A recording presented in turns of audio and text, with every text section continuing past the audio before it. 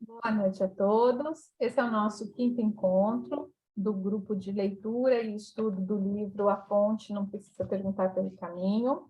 Hoje nós vamos dar prosseguimento na leitura na página 53 do livro físico. O tema é o serviço. Essa é uma parte bem importante, então vou até pegar meu lápis aqui para ir fazendo as anotações. Então ele diz, eu tenho uma ideia singular da alma, isso é, estamos nela, ao invés da ideia usual de que a alma está em nós. Essa grande alma, seja o que for, determina e toma o indivíduo a seu serviço, seja como for. Alguns têm um serviço agradável, outros um serviço pesado. Alguns têm um serviço benéfico e alguns um serviço destrutivo, um serviço terrível. Entretanto, é o mesmo serviço. Partindo da alma, da grande alma, é o mesmo serviço. Ninguém pode ir contra essa alma. Mas existem pessoas que têm a ideia de que o mundo está em suas mãos, como se existissem pessoas que pudessem aniquilar o mundo se quisessem, e como se existissem pessoas que pudessem salvar o mundo se quisessem. Elas se encontram desligadas da corrente. Certa vez, é interessante essa parte, né? Quando ele fala assim, existem pessoas que acham que podem salvar o mundo, né? Se desejassem, se quisessem, né? E aí ele vai mostrando, e a vida mostra, né? O quanto tudo está tão fora das nossas mãos, né? Então, por isso que ele fala em outras partes que as grandes tragédias, elas vêm do desejo do herói, né? Do herói primeiro em salvar, né, o mundo, em salvar a princesa, em salvar o outro do destino dele. E aí que vai acontecendo as grandes tragédias, né? Então ele fala aí das tragédias de Shakespeare, das tragédias, né, desses grandes autores. Então ele fala isso, né? Então ele fala se sentir dessa forma, porque a pessoa também, depois que ela percebe que ela não conseguiu salvar, ela se sente culpada, como se ela devesse ter conseguido, né? Como se aquilo já não tivesse escrito, né? Por algo muito maior. Então, é bem bonito.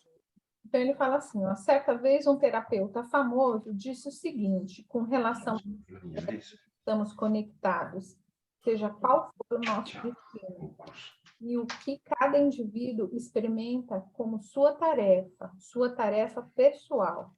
Cada um de nós encontra a canção que deve cantar. Quem canta essa canção está feliz, bem contente. Não importa qual seja a sua tarefa. Não importa se a tarefa é um serviço benéfico ou destrutivo, não importa se é um destino pesado ou difícil, as pessoas estão felizes com a sua tarefa. Isso tem consequências para a nossa atitude com relação a agressores e vítimas. Eles estão no mesmo serviço. Se levarmos isso a sério, então, no nosso serviço, os bons, os chamados bons e os chamados ruins estão no mesmo serviço. Essa atitude acaba com a soberba e a arrogância. Se cada um estiver em harmonia consigo mesmo, então pode respeitar a todos e, acima de tudo, respeita também a si mesmo. Por isso, os grandes destinos são inevitáveis. Eu disse certa vez a um amigo, um famoso psicanalista, de modo bem provocativo: Hitler foi um enviado de Deus. Essa seria a consequência desse modo de pensar. É difícil digerir isso. Então, ele me contou que tinha lido um livro de um companheiro de quarto de Hitler. O livro se chama My Friend Hitler, ou algo semelhante. Não li esse livro, ele apenas me contou sobre ele. Nesse livro, o amigo descreve que Hitler, quando jovem, tinha visitado em Linz, na Áustria, uma ópera de Wagner, Heinzen, o tribuno do povo. Depois da ópera, alucinado, perambulou a noite inteira pelas ruas de Linz, gritando: "Este é o meu destino." E assim foi. foi inevitável para ele. Se tivermos essa atitude, ficaremos humildes e poderemos concordar com o mundo tal como ele é, sem a pretensão de melhorá-lo, como se não fosse a grande alma que governa como quer. Nós apenas estamos inseridos naquilo que ele dirige, que ela dirige, a grande alma, né? Como com essa postura, também podemos lidar diferentemente com doenças, mortes, acidentes, destino difícil, tanto como atingidos, submetendo-nos ou como terapeutas que assistem a essas pessoas. Se fizermos isso com essa postura de concordar com tudo tal como é, e fizermos isso de ser humano para ser humano, fizermos o que pudermos e nos for permitido e estivermos conscientes desses limites, então se origina a paz. Então ele diz assim, não é ficar parado, né? É fazer o que a gente pode fazer, como a gente pode fazer, do lugar que a gente está. Então, aí se origina a paz. Não é uma concordância resignada, né? É uma concordância se colocando também a serviço de algo grande, sem a intenção de fazer melhor do que aquilo que está escrito, né? Com indignação. Então, ele sempre fala, a indignação sempre é algo que mais prejudica do que ajuda, né? Então, ele continua. Tenho a firme convicção de que cada um de nós é tomado a serviço, seja como for. Por isso, ninguém pode se esquivar do serviço, nem mesmo através da culpa. Quando alguém se torna culpado, será tomado a serviço através da culpa. Isso é muito duro. Quando o culpado vê isso e diz, serei tomado a serviço através da minha culpa, mas carrego a si mesmo as consequências, porque elas lhe são inerentes. Está totalmente em harmonia. Também como culpado ou malvado. A pergunta pela responsabilidade se torna então desnecessária. Não está em nossas mãos ser bom ou mal. Olha que louco, né? O chamado bom tem maior sorte. Talvez, mas não é superior. Na profundidade existe uma concordância elementar entre os seres humanos. Aí todos são iguais. Todos serão tomados a serviço, um de um jeito, o outro de outro. Então, posso ter compaixão por todos, porque me coloco ao lado deles. Posso ter compaixão pelos maus, pelos doentes, pelos grandes. Posso, da mesma forma, colocar-me ao lado deles. Desta harmonia, com a profundidade, vem a força. E, partindo dessa força, pode-se atuar muito. Bem bacana, né? Bem profundo, bem bacana, algo que precisa fazer parte mesmo da nossa consciência, sabe? Como uma verdade mesmo. Então, assim, cada vez que a gente lê, a gente vai dizendo sim para isso, sim para isso. Eu estou assistindo uma minissérie, acho que é na Amazon, não tenho certeza, que se chama Gênios. Vocês já viram? Que mostra, nessa, eu estou assistindo a primeira, que mostra a vida do Albert Einstein.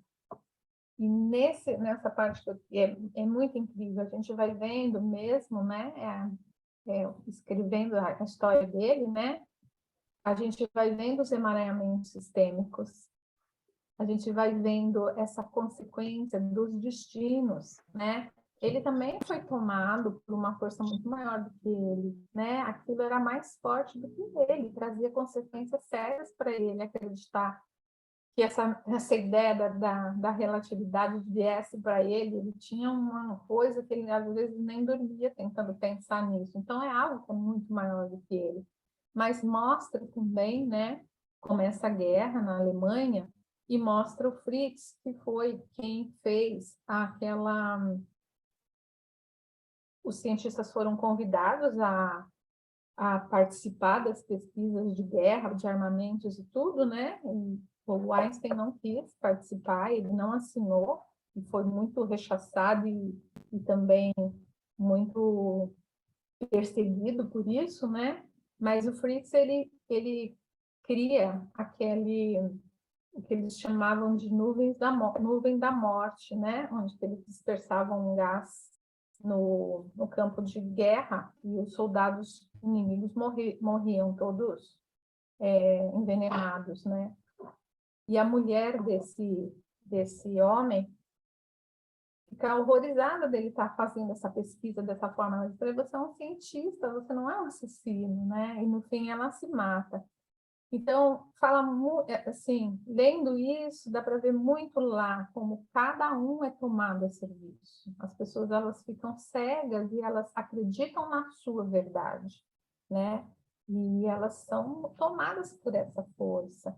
E o Hellinger, em um outro livro, né, pensando nisso, não sei se é aqui mais para frente ou onde é, ele fala assim, né, que já existe principalmente essas coisas muito grandes, né? Elas já estão escritas, elas já estão determinadas. E, por exemplo, Hitler foi tomado a serviço, um serviço que depois ele fica sendo visto como um demônio, né? Mas ele é tomado por uma força além dele, fora dele. E ele não tem escolha para isso. E é muito interessante da gente ir percebendo esses movimentos que acontecem na alma das pessoas e o quanto que a gente pode, a partir dessa compreensão, assim, não dizer, não entrar nessa polaridade, o que é bom e o que é ruim, porque tudo depende também do tempo na história que isso está acontecendo, né?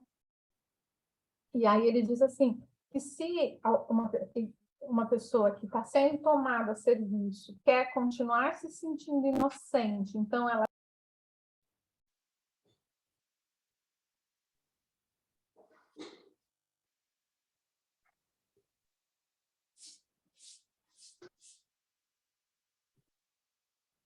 Que caiu a internet dela, né?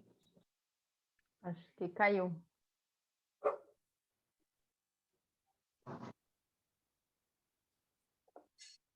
Opa, voltei. Estão me vendo? Estão me ouvindo? Estamos te ouvindo, não estamos te vendo. Tá. Não? Não, Não. Tá. Peraí que eu vou porque a sua ligar. câmera está fechada, está desligada. Uhum. O quadradinho está aqui, mas a gente não está te vendo. Acho que tua câmera está fechada. Tá acontecendo alguma coisa. Eu estou me vendo, mas não estou vendo vocês.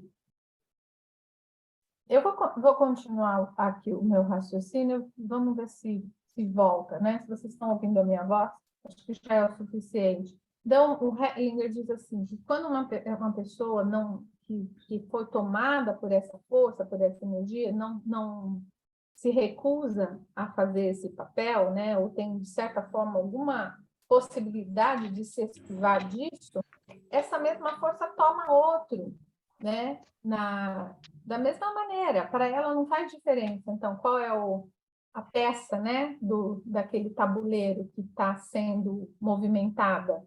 O que importa é que o movimento se faça, né? E isso tanto para o bom quanto para o mal, né? Então, quando a gente sente que somos tomados por algo e nos recusamos a ir, para a vida não faz diferença, porque aquilo vai acontecer. Mesmo que ela não olha individualmente para cada pessoa, ela olha para algo que é muito maior do que a individualidade de cada um, entende? Muito bem. Perguntas?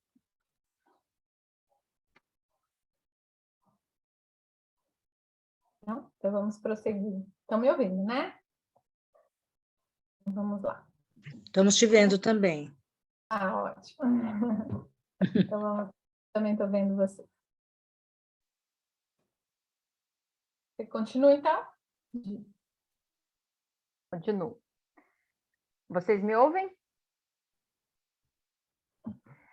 A recordação Sim. de Auschwitz. Auschwitz foi libertada na data de hoje, há 50 anos atrás. Houve lá muitas vítimas e agressores, e existem agora filhos e filhas dessas pessoas, netos e descendentes. pode-se dizer como algo assim age sobre o tempo, o comportamento e atividades dessas pessoas hoje em dia? Hellinger: só posso responder em um caso concreto, quando constelo a família dessa pessoa. Generalizar aqui traz muito pouco, porque as diferenças são demasiadamente grandes. Mas gostaria de divertir sobre o aumentar da importância do passado. Senão, de repente, os vivos tornam-se como mortos, e os mortos como os vivos. Então, tudo fica invertido, e isso é contra o curso da vida. Por trás da acusação pública contra os agressores e o conselho para se recordar desses crimes, a fim de que isso não aconteça de novo, atua a ideia de que esses acontecimentos foram dirigidos por pessoas e que poderiam ter sido evitados ou colocados em ordem. Para mim, é uma presunção ter a ideia de que tais movimentos monstruosos, como essa guerra, pudessem ter sido evitados por pessoas ou que se possa impedi-los no futuro, só pelo fato de se pensar de maneira diferente. Assim, nos envaidecemos facilmente, como se fôssemos Deus, e isso prejudica muito a própria alma. Nesse contexto, devemos levar algo mais em consideração. Quando nutrimos essas ideias na alma, frequentemente julgamos ser melhores do que os agressores de outrora. Contudo, os agressores de outrora cometeram esses atos terríveis porque julgavam ser melhores. Se eu os acuso, talvez me equipare com eles internamente. Por isso é tão perigoso. Digo isso somente de um modo bem geral. Em minhas cartas terapêuticas, incluí uma última carta que escrevi a uma judia que esteve num campo de concentração. Ela queria dar uma palestra em memória ao dia em que tiraram a licença dos médicos judeus em Munique. Tinha me enviado o rascunho de sua palestra pedindo que desse a minha opinião. Em sua palestra, fazia também algumas acusações. Em minha resposta, escrevi para ela mais ou menos o seguinte: o luto é adequado. Por exemplo, eu mesmo vivenciei isso. Em Jerusalém, quando alguém vai para o Memorial das Vítimas do Holocausto e vê essas imagens, precisa chorar. As pessoas ficam lá e choram. Mas se alguém aí me dissesse, mas você é um alemão, já não poderia mais chorar. A acusação impede o luto. Vivenciei o mesmo em Hiroshima. Entra-se no Memorial das Vítimas e então as pessoas ficam paradas e as lágrimas rolam pelas faces. Aconteceu o mesmo comigo. Mas se alguém dissesse para um outro, você é um americano e não pode mais chorar. Os acusadores impedem o que para as vítimas é a única coisa condizente, e isto é o luto. O luto conjunto une. Aqui não existe mais qualquer arrogância. É esse luto que cura. Uhum. O recordar que finaliza e une. Nos últimos anos, refleti muito sobre a ação conjunta dos vivos e mortos.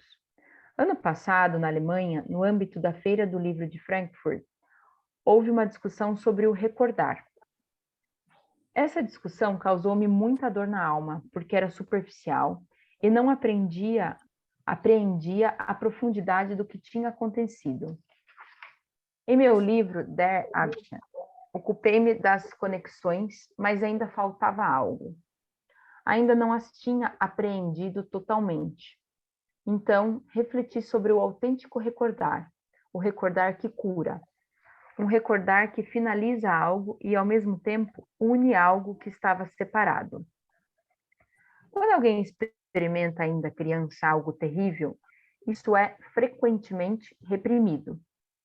A psicanálise nos mostrou que é importante trazer à luz o que foi reprimido. Mas a observação mostra que quando algo é trazido à luz, isso ainda não é a solução. Ainda é necessário um outro passo importante. O passo importante é que a pessoa concorde com o que aconteceu sem lamentação. Por exemplo, alguém sofreu um acidente grave e talvez tenha ficado paraplégico. Ele se recorda disso de qualquer forma. Contudo, não existe solução se não concordar com o que aconteceu, sem lamentação. Este é um passo difícil, mas o contrário é pior. Precisa-se somente imaginar o que acontece se ele não faz isso, se lamenta isso. Entretanto, se conseguir dar esse passo da impotência que agora vivencia, ele não pode mesmo mudar mais nada, concordar com o que aconteceu de forma que pode ser como é, alcança, no momento, uma profundeza na alma e uma força que outras pessoas não podem ter, exceto se elas também tiverem vivenciado algo semelhante e concordaram com isso. Isso vale também quando olhamos para as vítimas que morreram nos campos de concentração. Nós e os sobreviventes precisamos ter a força de concordar com o que foi, senão estaremos desligados desse acontecimento. Essa concordância só é possível quando nós percebemos isso como algo que está inserido em algo maior, o qual não compreendemos. Temos a necessidade de desviar do terrível como se isso não pudesse existir. Entretanto, é o terrível que, no fim, está na origem de tudo e o sustenta. Apenas aquele que pode concordar com o terrível é totalmente livre. Uma experiência me mostrou bem isso. No centro do Holocausto, em São Francisco, uma mulher, uma senhora idosa, que quando criança tinha estado no campo de concentração em Dachau, Alemanha, veio falar comigo. Ela me descreveu a cena de como estava deitada no chão e um soldado da Unidade de Defesa do Exército da Alemanha nazista colocara o pé sobre sua barriga e atirava em crianças judias ao redor. Isso é a coisa mais terrível que se pode imaginar. Contudo, naquele momento ela teve uma vivência. Ela se sentiu repentinamente para além do acontecimento, sentiu uma felicidade inacreditavelmente profunda e estava totalmente fora do horror e da dor. Ela disse: se alguém tivesse fincado uma faca em minha mão, não teria sentido nada. Estava, naquele momento, em sintonia com algo maior, e isso incluía o terrível. Essa sensação a tinha acompanhado desde então. Ela disse também: com o Hitler em mim, com o agressor em mim, estou totalmente reconciliada. Não é nada que me bloqueie. O que disse aqui sobre as vítimas vale igualmente para os agressores. Também os agressores estão ligados a algo que está além deles e que os usa. Isso fica claro em muitas constelações. Quando em tais constelações deixa-se que os acontecimentos sigam o seu curso livremente, em um nível bem profundo, chega-se a uma união entre as vítimas e os agressores. Eles se tornam iguais. Em um nível profundo, tornam-se iguais. Neste momento, as vítimas não são mais vítimas e os agressores não são mais agressores. Os vivos precisam se afastar do grande acontecimento que transcorre aqui entre as vítimas e os agressores. Então existe paz.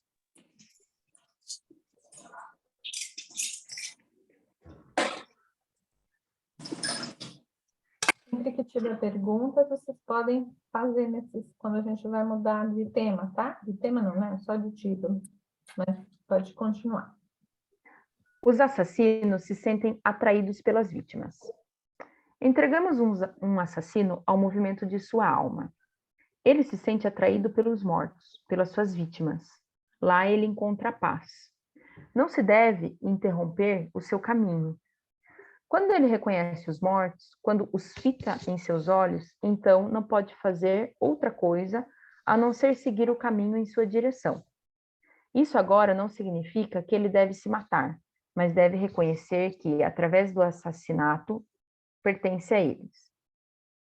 Muitos assassinos do tempo do nazismo sentiram-se grandes e poderosos. Isso, às vezes, nas constelações, se expressa em seus descendentes. Quando deixamos que se deitem ao lado dos mortos, ao lado de suas vítimas, eles se envergonham repentinamente e ficam humildes. Então, começa esse movimento em direção aos mortos e encontram a paz. Assim, os seus descendentes se sentem livres da obrigação de ir no lugar do assassino. Existem, contudo, situações em que se torna evidente que os assassinos persistem em suas convicções. Então, ajuda-se os seus descendentes a se afastarem deles, a retirá-los de seu coração e entregá-los a um poder maior. A gente está falando aqui numa constelação, né? Quando a gente permite que a constelação vai andando no movimento e a gente vê que a vítima e o agressor se olham e se unem agora, né? Se reencontram, se reconciliam. Aí, os descendentes, ou a pessoa que está fazendo a constelação, né? Que está olhando lá para o seu passado, seus avós, assiste aquilo e se sente aliviado. Se na constelação, ainda assim, os assassinos continuam se sentindo convictos, né, de que fizeram a coisa certa, que não reconhecem lá no outro nenhuma dor, nenhum sofrimento, eles continuam se sentindo, não querem olhar, né, para a dor, eles continuam se sentindo superiores. Aí o que a gente faz? A gente retira o constelando, a pessoa que está lá fazendo a constelação, que é um descendente. A gente retira ele e afasta ele desse movimento. E deixa a responsabilidade com aqueles que fizeram o que fizeram, né? Né? No constelador, sem nenhum julgamento, sem nenhuma vontade de que fosse diferente, né? Sem nenhum sermão, sem nada, né? Só apenas observando esse movimento. É um movimento que a alma se encontra naquele momento. Lembrando que o Hellinger diz que a constelação, mesmo que a gente, então, termine o movimento da constelação, o movimento continua atuando na alma, como se a gente não jogasse lá, desse um empurrão lá num carrinho no vácuo, né? Ele vai se movimentando, né? Sem muitos obstáculos. A paz para os agressores e vítimas. Precisamos nos resguardar em relação aos assassinos e vítimas, em querer saber exatamente o que é adequado, como se pudéssemos fazer isso. Nas constelações familiares, recebemos indicações que não podemos comprovar. Quando então digo, os assassinos se sentem atraídos pelos mortos, isso iria pressupor que sei disso. Mas aqui não se trata disso. Nas constelações familiares, com descendentes de agressores, trata-se de ajudar os vivos a se libertarem de um emaranhamento.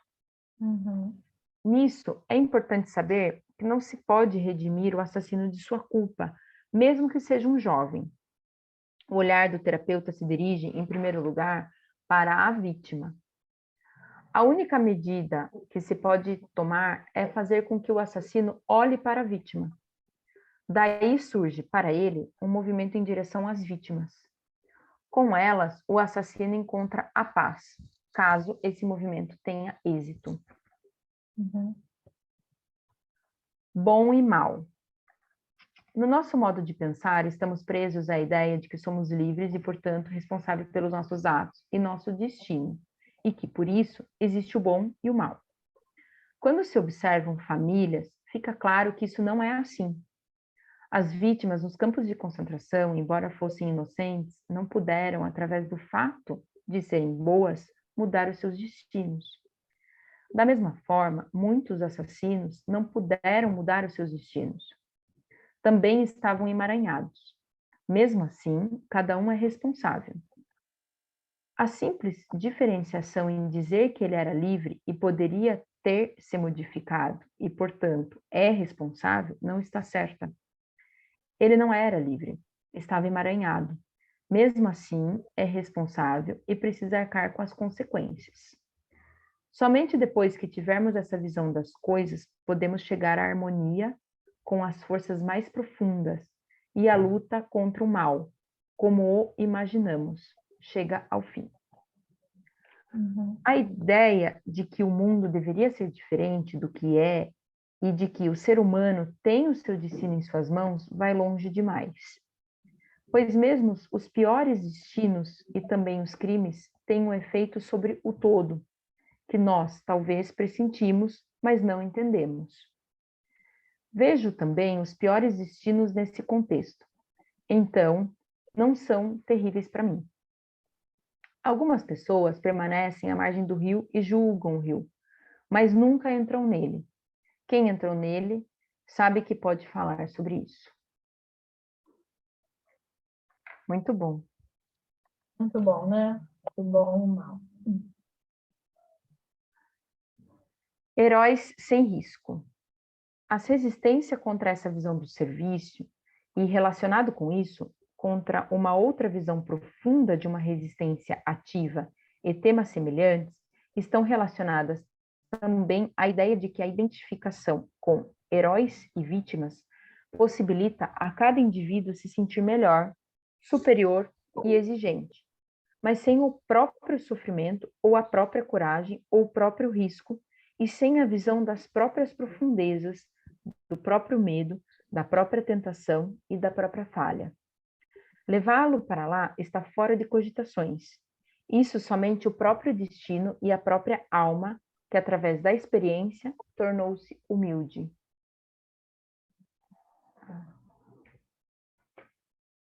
Respeitar a alma. Ainda gostaria de dizer algo fundamental com relação à postura terapêutica, porque isso me parece importante. Denomino de fenomenológico esse tipo de procedimento. Isto é, o terapeuta se expõe a uma realidade como ela aparece na superfície, portanto, ao que o cliente diz, a sua aparência e coisas semelhantes. Mas, ao mesmo tempo, o terapeuta olha não somente para o cliente, e sim deixa atuar em si tudo aquilo que o cerca e está oculto. Este tipo de atenção não é dirigida, não está direcionada a um ponto, mas vai para o amplo, sem que se procure algo determinado. O terapeuta não tem qualquer intenção. Por exemplo, não tem a intenção de curar e também não tem receio daquilo que pode emergir, seja a morte, ou o fim, ou a felicidade e a vida, depende. Ele se expõe ao que é. Isso significa também que em sua alma está em harmonia com o mundo tal qual ele é, com os destinos como eles são, tanto com a vida quanto com a morte. Ele não se apresenta como aquele que vai contra algo e quer melhorar. Ele está em harmonia. Desse estar em harmonia chega então frequentemente como uma dádiva, uma compreensão. Ela vem da situação imediata e daquilo que atua atrás do que aparece. É, por isso, uma compreensão importante e tem a ver com o que é importante no momento. E está sempre direcionada a uma solução para o cliente. Toda pergunta curiosa, por exemplo, o que é isso exatamente? Cobre a visão do todo. Então, não se pode mais apreender. Isso significa, para muitos terapeutas, uma total reorientação. Quem está acostumado a perguntar, estudar e descobrir ainda mais exatamente o que foi, para o qual muitos terapeutas foram estimulados a fazer durante a sua formação, precisa se despedir disso, se quiser proceder fenomenologicamente. É também assim que o terapeuta não fala para a pessoa com a qual trabalha, portanto, não fala para o seu eu, mas para a sua alma. Também não fala para a sua alma individual, mas para a alma na qual o cliente se movimenta. Naturalmente, essas são imagens, mas vocês percebem a diferença na postura básica quando se procede dessa forma. Precisamos também... Deixa eu fazer um adendo aqui. É bem interessante quando a gente vê o Bert Hellinger trabalhando, que ele aqui está falando assim, ó, é também assim que o terapeuta não fala para a pessoa com a qual trabalha. Ele não fala para o eu, né, para o ego da pessoa. Quando aparece algo bem importante assim na constelação, e a pessoa está do lado dele, ele vira assim para a plateia e faz um comentário para as pessoas. Ele fala assim, então, o que vocês veem aqui parece isso, isso, isso. E a pessoa está aqui do lado dele, a pessoa está ouvindo, né? Então, agora, se ele se direcionasse para a pessoa e falasse assim, olha, isso daqui é isso. A pessoa imediatamente se ergue um escudo e não consegue enxergar, não consegue mais ouvir, ou então ela tenta se defender, encontrando justificativas, tentando se explicar, sabe? Então, ele não falava mesmo para a pessoa que estava do lado dele. Ele vira sempre para a plateia. Se vocês forem ver vídeos dele fazendo, vocês vão perceber isso. É bem interessante. Então, é uma técnica mesmo, né? É uma técnica, como ele faz, ele conta uma história. Ele conta uma história, né? O Milton Erickson fazia isso, ele conta uma história de outro paciente ou de uma outra pessoa para aquele paciente que está passando por aquela situação. É bem interessante. Tem alguns livros do Milton Erickson que explica, assim, vai mostrando direitinho como ele fazia. E o Hellinger, ele estudou bastante, né, sobre o Milton Erickson. O Milton Erickson era muito, muito inteligente, né? Eu lembro uma vez de ter lido, a filha dele que conta. Ele diz assim, o meu pai, ele tinha um paciente psiquiátrico, né?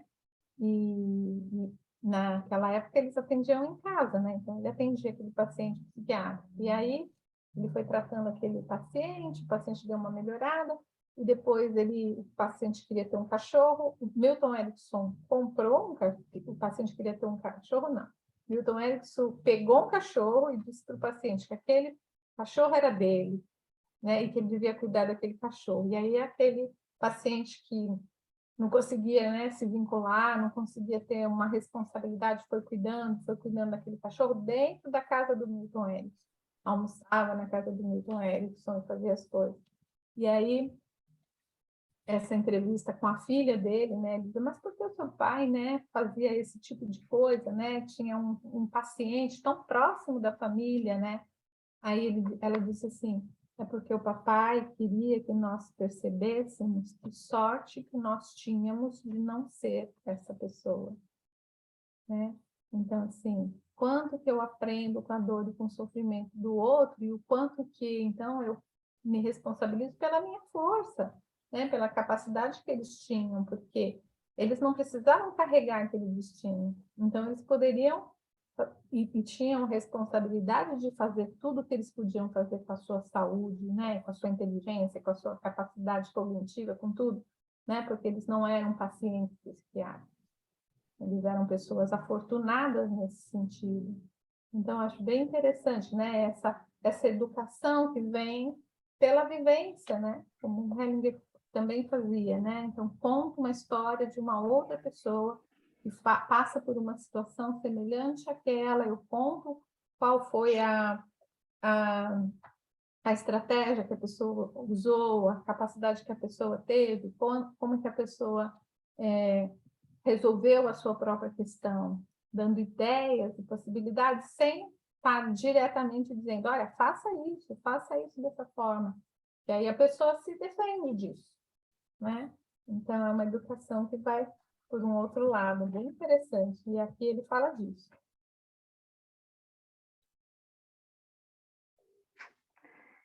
Precisamos também observar o seguinte: trabalhamos aqui com a ajuda das constelações familiares, mas somente até um certo ponto.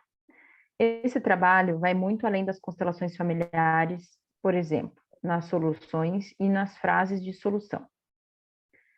Elas emergem não somente das constelações familiares, emergem de um conhecimento sobre o movimento do amor na alma, sobre aquilo que comove uma pessoa na profundeza. Assim, precisamos observar certos procedimentos. Por exemplo, frequentemente dá medo quando alguém tem uma intensa explosão de sentimentos. Com a mulher de ontem, quando ia para a mãe e sentiu a sua profunda ânsia. Então, o terapeuta talvez se sinta tentado a sofrer com ela. Mas tão logo ele também sofra, fica sem força. Também aqui está em harmonia. Ele vê isso e simplesmente está presente. Um belo exemplo para essa postura básica encontramos no Velho Testamento. Relata a história de um certo Jó que estava sentado em cima de um monte de esterco. Tinha perdido tudo e estava realmente acabado. Então, vieram seus amigos e se sentaram a uma certa distância dele e lá ficaram durante uma semana sem dizer uma palavra. Isso significa estar simplesmente presente. Isso exige força, mas ir direto para lá e dar bons conselhos é fácil. Por exemplo, quando se diz precipitadamente ao cliente, agora deixe emergir o sentimento. Isso não tem valor, não traz nada. Portanto, o terapeuta permanece recolhido em seu centro, aguenta o sofrimento e concorda com o que acontece. deve prestar atenção a algumas coisas. Por exemplo, que determinados sentimentos enfraquecem. Cada sentimento que enfraquece impede a solução. Por isso, estimulo frequentemente o cliente. Resista à fraqueza e vá para a força.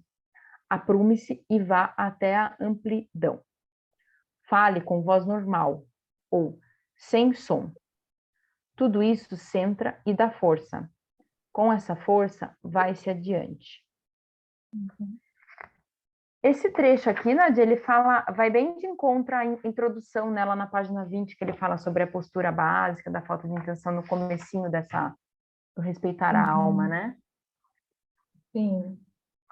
E aqui, nesses né, parágrafos, né, que eu falei para vocês, né, então ele explica ali que ele não fala com a pessoa, e aqui ele fala, assim, que ele não deixa a pessoa entrar, por exemplo, fechar os olhos e chorar muito, ou ficar mesmo na fraqueza. Então, na constelação, às vezes, sim, a pessoa está lá na fraqueza, mas, né, ele fala aqui, ó, que existe a fraqueza, ele fala para o cliente, várias vezes é importante, quando o cliente está afundando, você dizer, respira, toma sua força, sente a força nas suas pernas, apruma as suas costas, né? Sente a força vindo de trás de você, né? E aí você coloca de novo o cliente na força para que ele não resista aos movimentos que já estão no campo. Quando ele se entrega, assim, né? Ele vai se soltando muito e não encontra força, ele está se entregando para a informação que está lá no campo. Mas você precisa tirar ele de lá, né? Para que ele tome um alento que vem além dele, que vem da alma mesmo, né? E até, muitas vezes, do próprio espírito. Porque se a alma também está muito emaranhada, ele não consegue sair do emaranhamento. Aí precisa ir para algo maior, né? Uma força maior. Então, ele não deixa a pessoa entrar num processo emocional muito forte, porque não leva a nada, só traz do mesmo, né, para aquela pessoa. Ela precisa encontrar a saída daquele lugar. E aquela saída está na força do corpo dela, né? Por isso que ele faz esse movimento.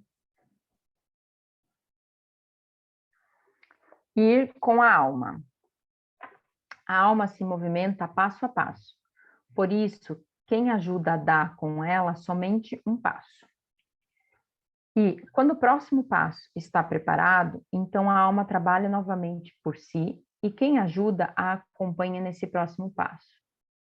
Por isso, também a interrupção é uma medida terapêutica que devolve à alma a sua força. Em vez daquele que ajuda se esforçar, em vez daquele que ajuda se esforçar, a alma é que trabalha. Quando ela se apresenta de novo, então o terapeuta pode ocupar-se dela. Responde aquilo que vem dela para ele. Assim, permanece em diálogo com a alma. Higiene da alma. A higiene da alma é algo diferente da higiene do corpo, mas uma está relacionada com a outra. Faz parte da higiene da alma que ela saiba que está inserida num todo maior e que também o reconheça. Em primeiro lugar, estamos ligados à família a qual pertencemos. Então, ao clã familiar e ao nosso meio ambiente. Desse trabalho, podemos ver que a alma nos transcende, que estamos em uma alma e não uma alma em nós. Portanto, faz parte da higiene da alma submetermos a essa alma maior. Que nós, por exemplo, aprendamos a entender que essa alma maior nos governa para o bom. E, quando não entendemos as suas leis ou as desrespeitamos, para a doença também. A indiferença. Participante. Eu me pergunto como se deve viver a partir do centro, porque vem então uma sensação de indiferença. Hellinger. Na espiritualidade ocidental se exercita a postura da indiferença. Este recolher-se é também uma postura básica austera. Quem está recolhido e centrado, para ele é tudo igual, o bom e o mal, a vida e a morte. Está em paz com tudo. De vez em quando nos evadimos, por exemplo, para o carnaval. Isso também é necessário. Uhum. O aprender não faz jus à riqueza da alma. Nas constelações familiares atuam forças que não entendemos. Portanto, eu não as entendo. Na verdade, existem certas ofertas para explicá-las, por exemplo, os campos morfogenéticos. Mas sinto que se quisesse me ocupar disso mais de perto, tiraria a força do meu trabalho. Desejaria revelar mistérios através de explicações, embora essas também permaneçam misteriosas.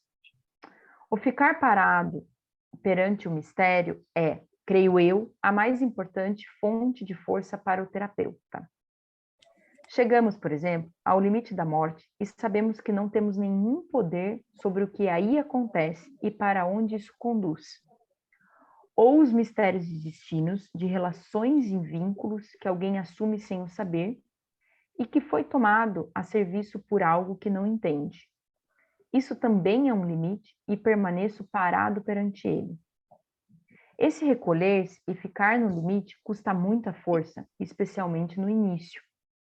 Este vazio entre nós e o mistério é difícil de suportar.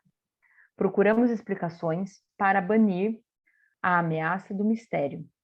Nossa, é verdade.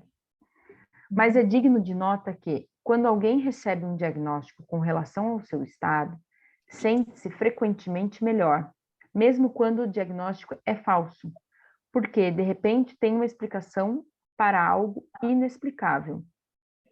Muitas religiões, por exemplo, têm a função de explicar o inexplicável, ou revelar um mistério, ou para compreender o que fica, na verdade, oculto e incompreensível. A postura de ficar parado é a mais adequada ao mistério. Do respeito frente a esse mistério, algo flui do oculto. Muitas soluções ou palavras que emergem desse trabalho me são presenteadas, porque fico parado perante o mistério, porque fico centrado perante um limite. Da escuridão vem algo à luz para mim, algo que ajuda, um próximo passo ou uma solução, seja o que for. Começo a constelar uma família sem que saiba para onde me leva.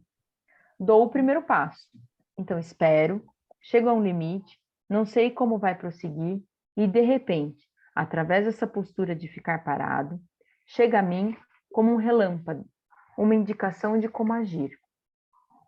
Frequentemente é tão inesperada que dá medo e algumas vezes até parece ser algo perigoso. Se nesse momento reflito, posso fazer isso ou não? Por assim dizer, interrogo o mistério. Obrigado, viu? Tchau, Então, obrigado.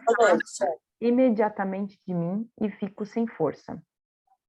Portanto, essa coisa surpreendente que ocorre aqui, algumas vezes tem algo a ver com o fato de que o terapeuta não quer saber.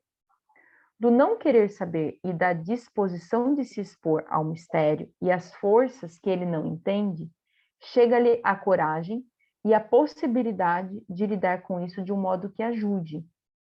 É algo totalmente contrário à ideia amplamente difundida da psicoterapia e também de formações psicoterapêuticas. É verdade que se podem aprender certas regras sobre as constelações familiares, porque certos padrões se repetem. Eu posso utilizá-las porque as conheço, mas se me deixo levar por elas, não estou mais em conexão com as forças mais profundas e talvez alcance muito pouco. O essencial que comove e transforma só pode ocorrer quando nos recolhemos. Quando, por exemplo, alguém se senta ao meu lado e entra imediatamente num sentimento profundo quando tomo a sua mão.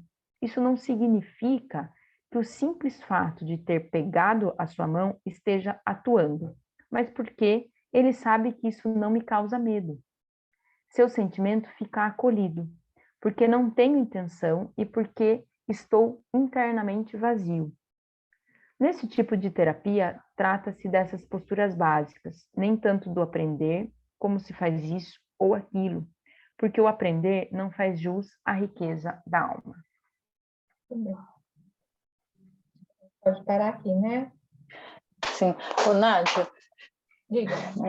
sobre isso, né, que ele vai falando, acho que tem essa questão de tantos questionamentos a respeito da cientificidade da constelação, né? E agora o Conselho de Psicologia do Paraná, né, que determina que os psicólogos não podem praticar constelação lá no estado. Isso, né? Mas sabe como é que eles colocam? Não pode praticar constelação no Pará, mas principalmente no judiciário. Você leu? Uhum.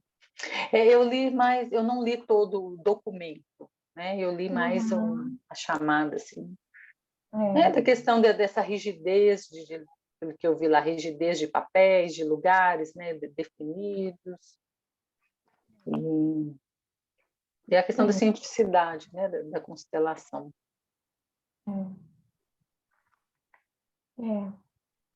Porque, na verdade, não encontram, né? Não conseguem ampliar, né? Além daquilo. Então, veja, quando a gente fala assim, o papel do pai, o papel da mãe, hoje as famílias, elas são diferentes, né? Então, tem famílias com 2 pais, família com 2 mães. Quando a gente coloca assim, a gente está como se a gente estivesse sendo preconceituoso. Mas não se trata disso. Porque, assim, de verdade, ele não está falando de família, ele está falando de biologia, né? Então, veja, na biologia, tem pai e tem 2 pais e 2 mães. Ele está falando de biologia, né? Campo morfogenético é essa formação biológica, no sentido, assim, de um formato de como que algo se repete na vida. Biologia não é o estudo da vida? A vida se faz assim, um pai e uma mãe. E mais do que isso, então agora na vida a gente observa que quando tem um pai e uma mãe, esses filhos carregam toda a memória genética. A gente não está falando de cultura, a gente não está falando de crença, a gente não está falando de valor, a gente está falando de biologia, né? É isso que eles não estão entendendo. É algo que é muito mais profundo, porque não é crença, não é assim, valor num tempo, né? Isso funciona, seja em 1800, quando a gente tinha uma sociedade com os seus valores, e isso funciona ainda hoje, quando a gente tem essa sociedade com esses valores. Que é algo que é muito maior do que o ego pode conceber, né? Não é no ego, é na alma. Na alma não vai ser diferente nunca. Né? Então, assim, essa criança ela é cuidada por 2 mães, que elas são casadas, mas uma delas é a mãe biológica. Não sei. Né? E esse pai que foi excluído, né, que foi o doador do esperma, também faz parte. Porque se não fosse ele, a criança não tinha vida. Não existe vida com 2 mulheres, não existe vida com 2 homens. Existe cuidado de uma criança, existe amor por uma criança, existe educação para uma criança, né? Existe amor, existe função parental, né? Mas não existe dentro da biologia, não existe. Um homem não tem óvulo, uma mulher não tem esperma. Então é isso que eles não entendem. Só que isso tem efeito no destino das pessoas, né? Então, a rigidez que eles citam é nesse contexto. No contexto, sim. No contexto histórico, cultural, né? Do Brasil, né? Então, no Brasil, né? Como o Hellinger fala, né? Existem alguns países onde a figura do pai, ela está totalmente dispensável, como se fosse isso, né? Então, veja quantas famílias brasileiras a mulher é o homem da casa, uma grande porcentagem, né? Então, agora, são dispensáveis, só que isso tem consequências, né? De que as mulheres continuam olhando para os homens com não respeito, as filhas olham para os homens com os olhos das suas mães, que dizem, eu não preciso de um pai. E aí cria-se um campo morfogenético com um formato, como a gente falou, né? Na outra aula, cada mulher que nasce nessa família dispensa o seu homem. Quantos a gente atende lá no fórum, né? A Mara está aí falando que sim, porque assim, são vários casos. Que a avó, né, foi abandonada com o filho no colo, a mãe foi abandonada com o filho no colo, e aí a gente vai atendendo as várias gerações dentro das famílias. Né? Porque é um formato morfogenético em campo, né, com essa informação. De que quando eu tenho um filho e ele tem 1 ano, o meu marido pode ir embora. E eles vão. Aí a gente fala, né? Olha, o destino das mulheres da minha família é esse. Então, é disso que eles estão falando. Né? Como se eles pudessem ter um controle sobre isso. Né? Então, veja, então um psicólogo não pode usar a constelação sistêmica. Eu fiquei pensando assim, bem, se eu fosse psicóloga e costureira, eu poderia fazer as duas coisas.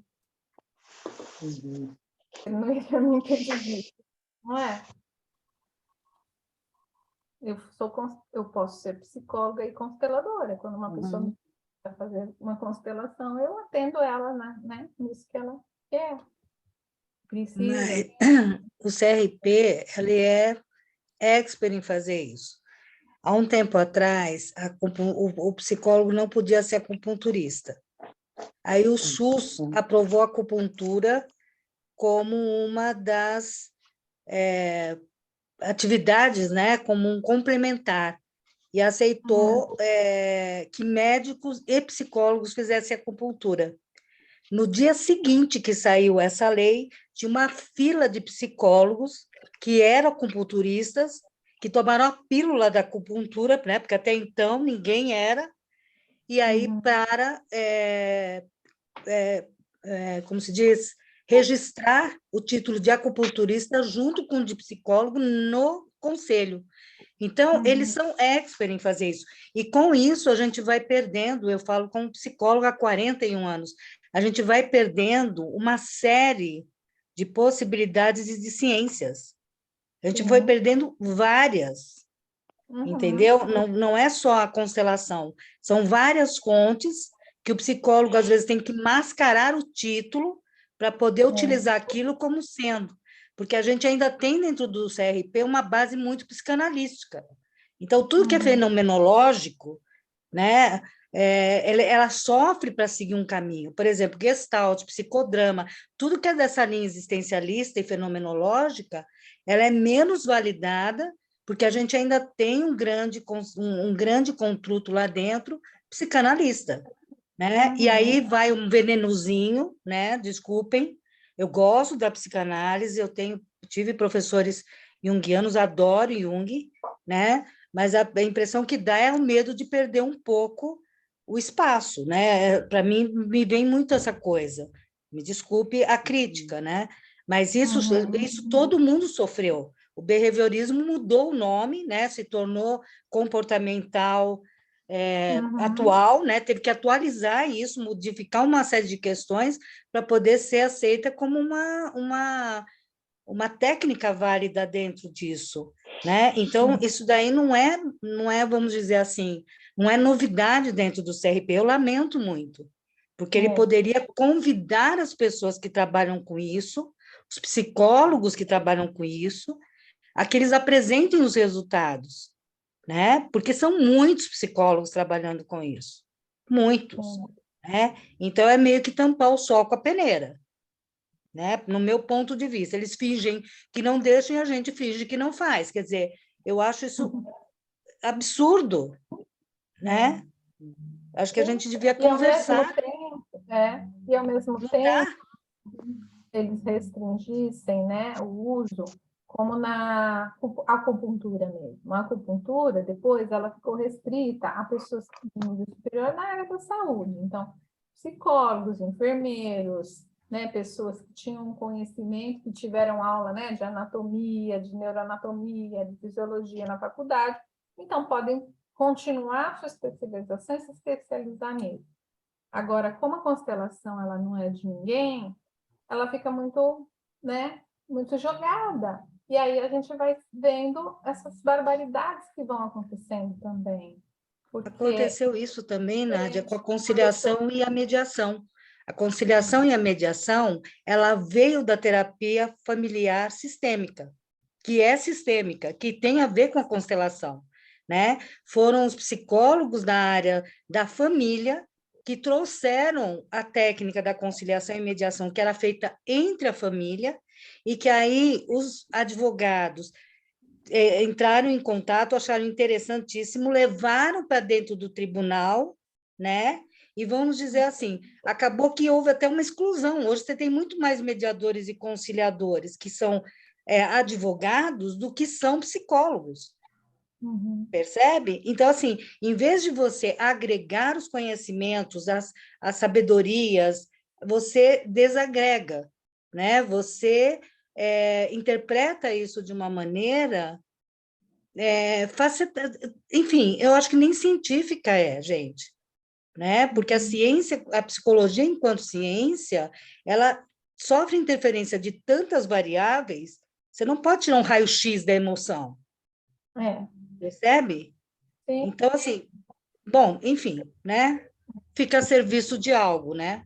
Vamos colocar assim, né? Aceita porque deve estar a serviço de algo. Sim, exatamente, é o que Hellinger Né? falava sempre, né?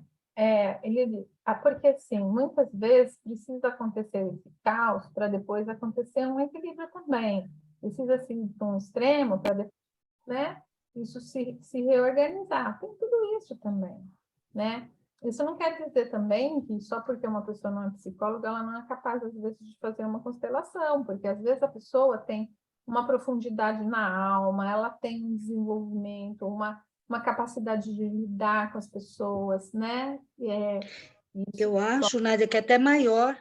Vou te explicar por quê. Eu estava lendo aqui, e quando ele faz aquela referência, os psicólogos que estiverem me ouvindo, que deve ter vários aqui no grupo, é bem interessante, porque para eu entrar nesse universo do Hellinger, eu estou tendo que fazer um exercício, porque eu tenho que me desvestir dos 40 anos de ele fala, né? psicologia, gente. Sim, Entendeu? ele Porque, fala. assim, ele vai num movimento de alma muito mais profundo, que é exatamente o que ele diz, né? A gente fica ali analisando e ouvindo e pensando onde é que a gente vai mexer, atuar, como é que a gente vai ajudar.